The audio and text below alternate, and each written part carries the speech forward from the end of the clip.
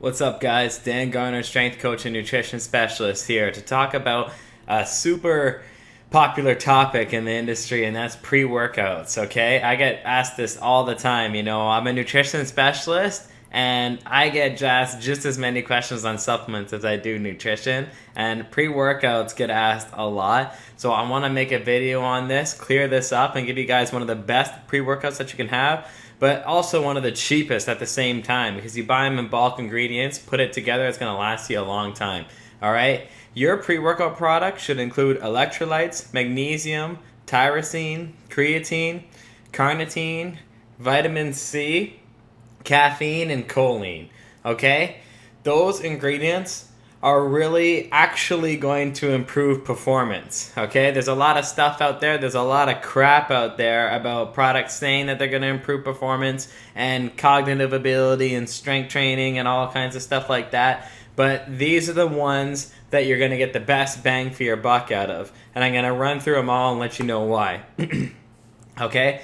First of all, electrolytes. Electrolytes, anybody who really knows nutrition knows how important electrolytes are. They often get overlooked for things that are cooler, like creatine and aminos and stuff like that. But electrolytes, they regulate your pH balance. They make sure that you stay hydrated. They regulate hormone imbalances. They decrease cramps and muscle tears. Also, on the hydration topic, if you lose just 1.5% of your hydration, you can lose up to 10% of your maximal strength output.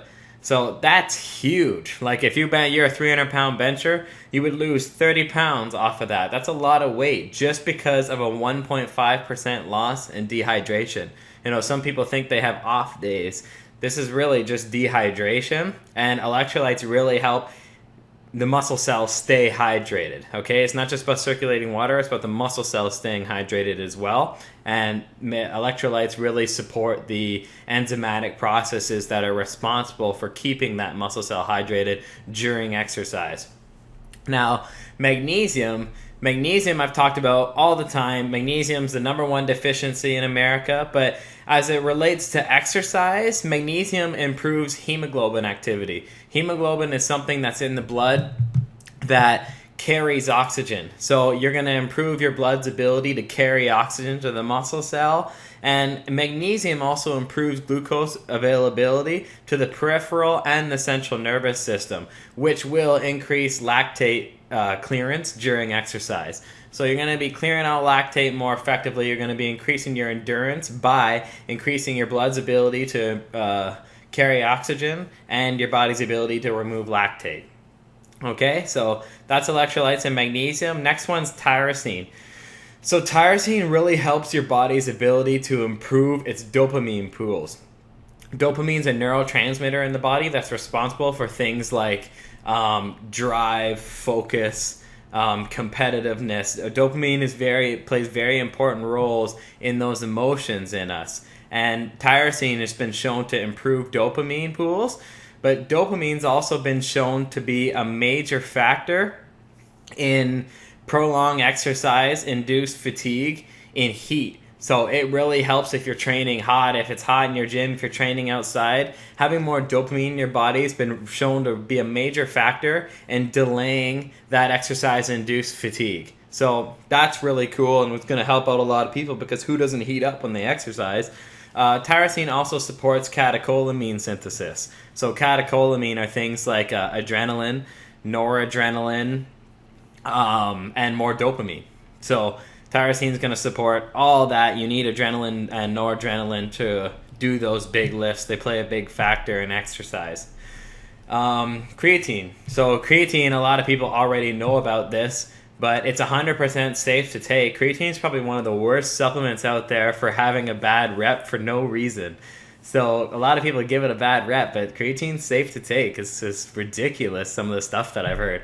But creatine will help improve high-intensity muscle contraction, so it supports energy systems in the body that are responsible for lifting heavy weights in exercise, in resistance exercise. It also acts as an antioxidant and decreases oxidative stress during exercise, which is going to help prolong your endurance. It's going to help delay the onset of fatigue because it's reducing inflammation in that manner.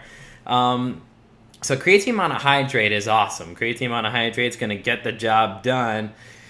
Having said that, magnesium creatine chelate edges it out just a bit. So there's a lot of stupid creatines out there that have been marketed and really shown to be awesome when they're really not. Creatine monohydrate outdoes them all, especially when you consider bang for the buck and price.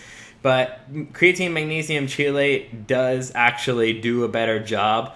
Supplementation with creatine magnesium chelate or creatine magnipower, you'll sometimes see it like that on supplement labels, has demonstrated to improve performance, body mass, peak power output, and intracellular water with less muscle soreness in comparison to a placebo group and a creatine monohydrate group.